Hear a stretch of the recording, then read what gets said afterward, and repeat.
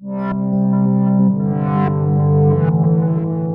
everyone, I'm Noelle, and it's Pintober Day 21. It's Teaching Tuesday, and today we're going to do a little DIY project that's awesome for infants and toddlers.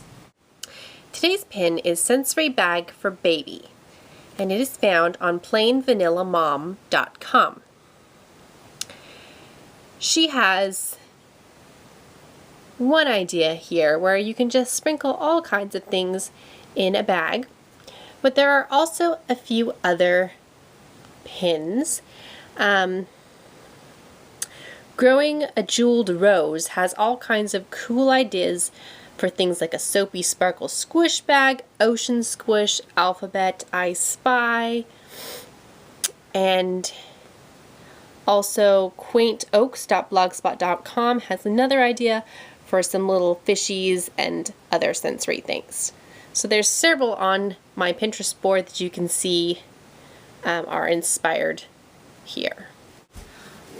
On the internet, you'll often see these called sensory bags. However, I personally like to call them sensory mats. The reason I call them sensory mats is because as an infant toddler teacher, I would put these on the ground or on like their high chair table, and then they would play with it like that. You can also tape it to like an activity table so that it doesn't move around and that they can just squish it. The cool thing about sensory bags or sensory mats is that you really only need a couple of items. First, you're going to need a gallon Ziploc bag, preferably a freezer one because they are thicker. You need to check it to make sure there are no holes in it. Next, you're going to need some hair gel. You can use colored or you can use clear. I like to get the clear bottles from the dollar store, but I found this big old tub that made, I already made one out here, so it's going to make one more. So you can get a tub or a bottle, doesn't really matter. If you use clear, you can either just have the clear gel or you can use optional food coloring to change the color in the mat.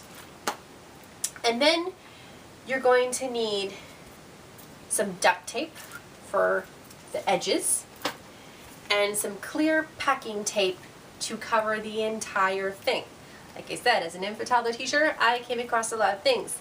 Children like to chew these, they like to poke at them with their little nails, and if you do not protect them, they will open. And then the final thing you need is the fun things to put inside. So all of the different pins on my inspiration board have different ideas for things you can put inside. Basically, you want to make sure that they are not sharp. You can use little squishy things, little toys, beads, buttons, all of that kind of stuff. Today, I'm going to be using a little mismatch. I'm going to be using some pom-poms, also some little round gemstones, and some glitter.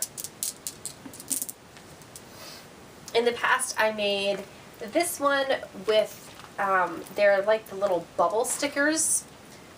I just stuck those in there. They have little birdies and they kind of, you shake them up and they move around. I also used gel clings, actually I believe these are, of little fish. Unfortunately, I've noticed as the time goes on, the gel clings, the gel stickers tend to disintegrate and like fall apart. So they're great for a few months and then they probably have to be partied with. So here's what we do. You're going to take your Ziploc bag, and this can get kind of messy, so you might want to have some paper towels or cloths nearby. You're going to open up your gel and you're going to stick your gel in.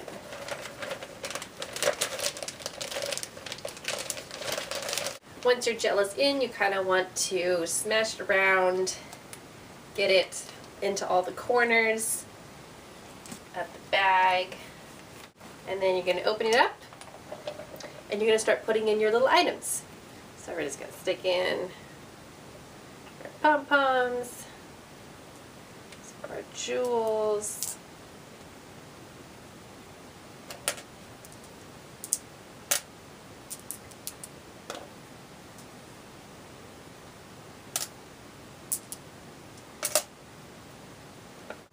Then I'm going to add some glitter in there.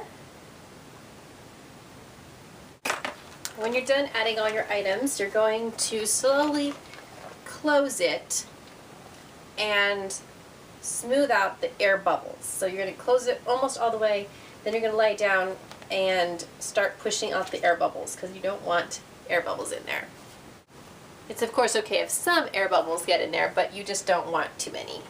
Then you'll close it all the way, seal it up, and clean off any gel that might have gotten into the zipper. Then you kind of get to play with it a little bit, start moving around the gel to get everything mixed together. If you have glitter or food coloring, you want to mix it up a little bit, gently move it around. Okay.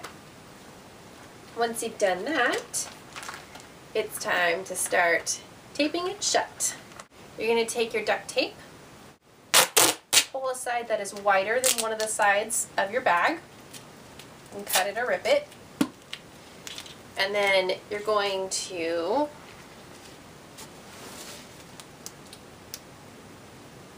put half of it over your bag and fold it so that it gets on both sides of your bag. So it's on the front and the back. And you're going to do that same thing for all 4 sides. Okay, so then your duct tape should be all around all 4 sides on both front and back. And you'll grab your packing tape, your clear packing tape. And here we're going to take a piece, starting at the very top corner, and go all the way down. And just smooth it on down. And if you want, you can just keep going around the other side.